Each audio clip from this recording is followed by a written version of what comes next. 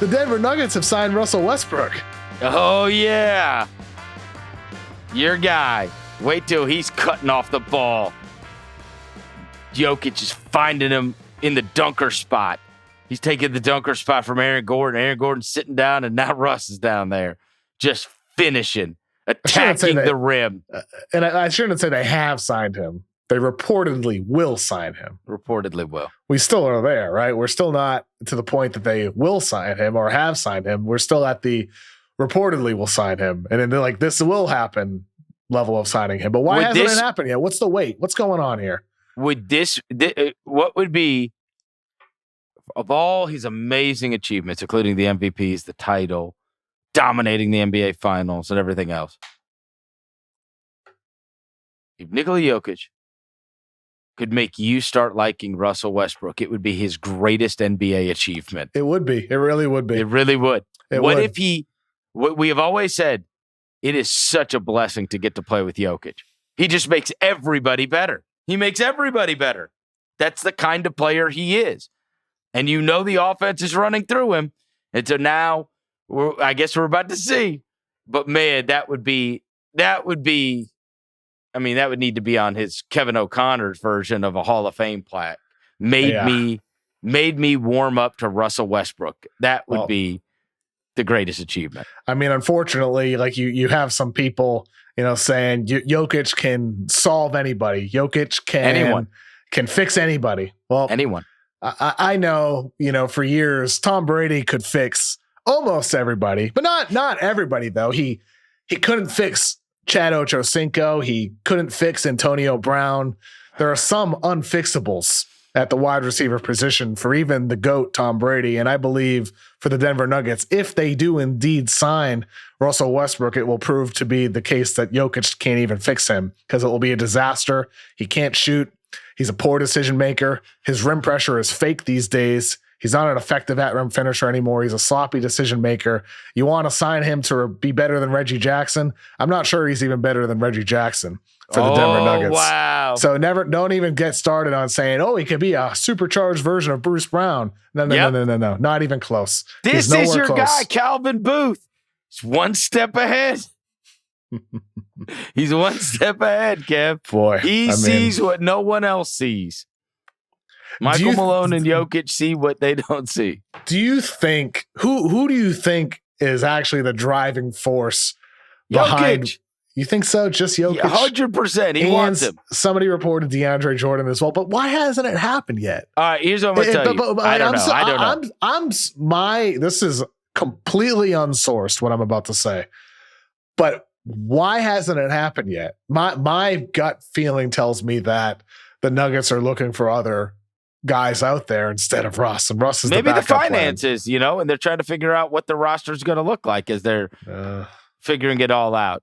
I'll tell you what, Jalen Pickett really stinking during Summer League does not help Calvin Booth's case to roll with a young guy. Okay, I'm going to tell you this. There is no greater disparity in NBA history between how players feel about another player versus how the media feels about another player than Russell Westbrook. It is unsurprising to me that Jokic wants him. Guys love competitors.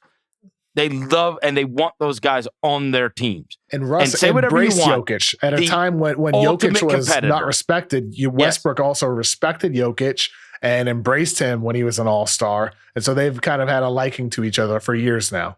And he's the ultimate competitor who, no matter what you want to say about his shortcomings, this guy cares deeply about winning, playing hard, being on a schedule, being a professional, playing hard in practice, playing hard in games. Absolutely. Like all that kind of stuff. He can help energize a locker room that, it feels a little stale. They missed him when he was out for LA last year. They missed him when he went out for that long amount of time with the Clippers. But why do they want to let him go? Well, because they're spending a fortune on their team and it stinks. I mean their team stinks. And they've put the ball in your guys' hands. James Harden. Because Harden's a far better player at this point of their careers. Well, I mean, always has been. Every stage of their careers, he was a better player. It's for another day. OKC might win a title if Russell Westbrook isn't shooting more than Kevin Durant. Oh, well, I mean, I guess we can figure out what happened in a lot of those Houston playoff games, but we don't need to recount all those. But why would it be that the Clippers would rather have Chris Dunn? Because they're a very average-ass team with the ball in James Harden's hands. Okay. You know? What, are you going to hold them up as the beacon of brilliance? No, I'm just saying. Oh, okay. But like why did they want to keep Paul George? I'm just saying he was so important to the Clippers. Why didn't they want to keep Paul George? He was so important that they decided to take on Chris Dunn. They signed Kevin Porter Jr. I just said he was important to them last Russell year. Westbrook was. I'm just saying. He was important to them last year. He was. Anybody that watched the Clippers last year knows that he was important to them. They didn't have any juice after he was out. Until in the playoffs, 2 for 9, stunk. 0 for 7, 2 for 8, 2 for 11, 2 for 7. I mean, you got to blame his him. Final 5 games. I mean, you got to blame him, really? I'm not blaming him. That's who you're pointing the finger at. I'm not blaming him. He's not even blaming him. He's a bench player now. I'm not blaming him. He's a bench player. I'm not blaming him. I am simply detailing what he did in the postseason. That's all. Okay. He's a bench player. Just sharing his stat lines. It's just a fact. Okay. 2 for 11, kind of like Alex Sarr, almost 0 for 15. No, he was honoring Harden. Because he's gone 2 for 11 in like multiple elimination games. Okay. So he's like, I'm going to honor my favorite concert date elimination player and do the same thing. A tribute. I understand. Yes, it's a tribute. I get it. A tribute.